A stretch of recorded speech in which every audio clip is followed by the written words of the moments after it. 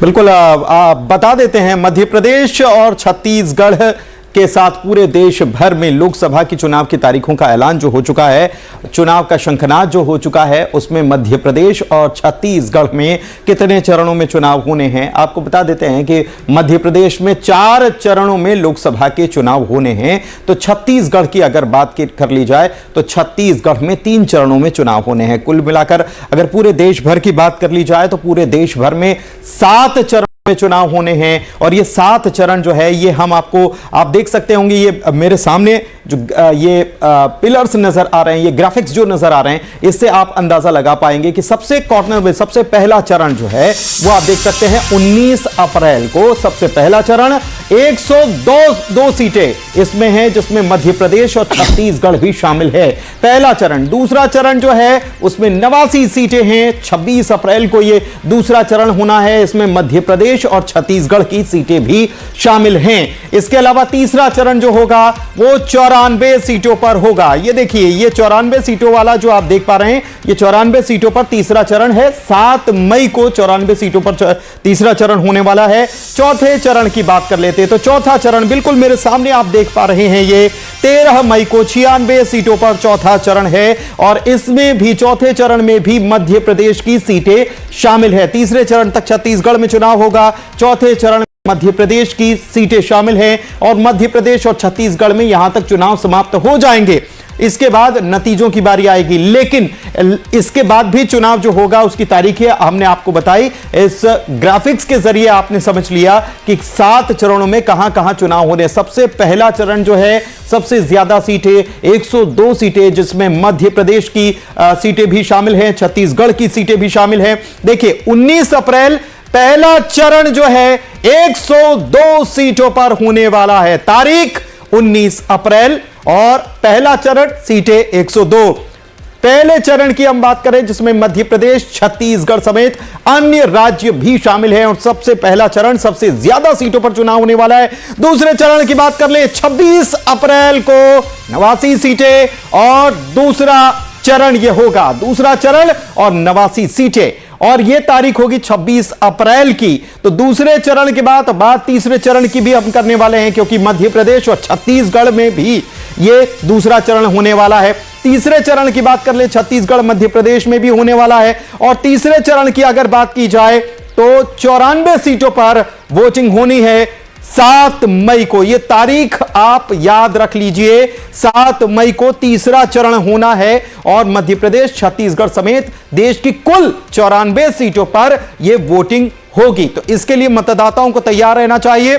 चौथे चरण की बात कर लेते हैं। चौथा चरण जो है इसमें 96 सीटें हैं और 96 सीटें 13 मई को वोटिंग करेंगी। मध्य प्रदेश की भी इसमें 8 सीटें शामिल हैं।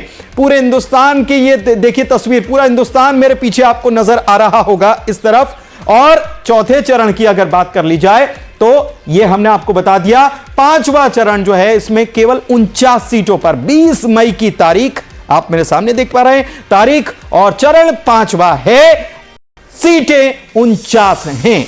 यह कुछ राज्यों में होगा क्योंकि कई राज्यों के चुनाव पहले, दूसरे या चौथे चरण तक समाप्त हो जाएंगे। 4 तारीख को नतीजे आएंगे। 5वें चरण की बात कर रहे हैं हम, 49 सीटें और 5वां चरण संपन्न हो जाएगा। छठे चरण की बात करें तो 25 मई को, यानी तारीख जो है मेरे सामने 25 मई, और सीटें 57 सीटें और छठा चरण यह होने वाला है। कुल मिलाकर 7 चरणों में चुनाव होंगे। और 7वें चरण की भी अब बात कर लेते हैं। 7th फेज 1 जून को, नतीजे 4 जून को आने वाले हैं, लेकिन 7वां चरण जो है वो 57 सीटों पर होने वाला है। तो ये पूरे चुनाव का लेखा जोखा, चुनाव की तारीखों का हिसाब किताब आपने समझ लिया होगा। मध्य प्रदेश और छत्तीसगढ़ की बात करें तो छत्तीसगढ़ में 3 चरणों में चुनाव होंगे, मध्य प्रदेश में 4 चरणों में चुनाव होंगे। पहला चरण जो है, पहला फेज, उसमें छत्तीसगढ़ की केवल 1 सीट शामिल है, जो बस्तर सीट है। देखिए, बड़े फिर से ग्राफिक्स आ गए और इससे आप समझ लीजिए कि सबसे ज्यादा पहले चरण में चुनाव होने 102 सीटें, दूसरे में 89 सीटें, इसके बाद 94, फिर 96, 49 सीटें है 57 सीटें और फिर 57 सीटें। चुनाव आयोग ने आज 3 बजे जो प्रेस कॉन्फ्रेंस की, उसके जरिए तारीखों का ऐलान कर दिया गया है और साथ ही साथ नियम कायदों को कितना ध्यान में रखना है यह पॉलिटिकल पार्टी से भी कह दिया गया है। 19 अप्रैल तारीख नोट करते जाइए, 19 अप्रैल, इसके बाद 26 अप्रैल, फिर 7 मई को है, फिर 13 मई को है और 13 मई तक मध्य प्रदेश में चुनाव संपन्न हो जाएंगे। लेकिन छत्तीसगढ़ में 7 मई तक ही चुनाव संपन्न हो जाने वाले हैं। इसके बाद 20 मई को मतदान है 49 सीटों पर, इसके बाद 25 मई को 57 सीटों पर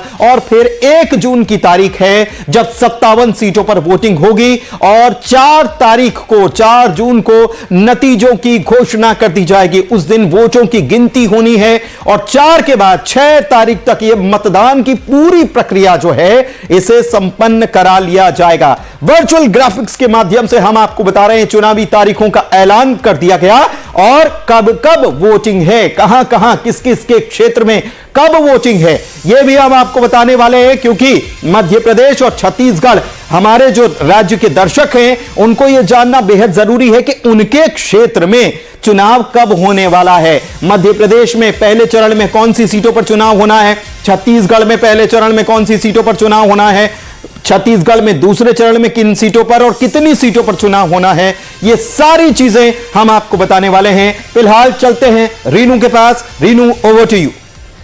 जी बिल्कुल पुनीत। और